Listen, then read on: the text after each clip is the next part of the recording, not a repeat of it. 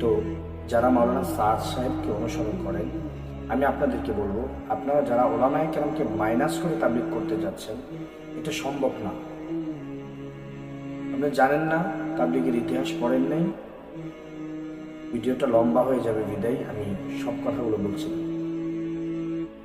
ইলিয়াস রহমাতুল্লাহি আলাইহি তিনি কিন্তু আমাদের মাদ্রাসার ছাত্র ছিলেন এবং আলেম।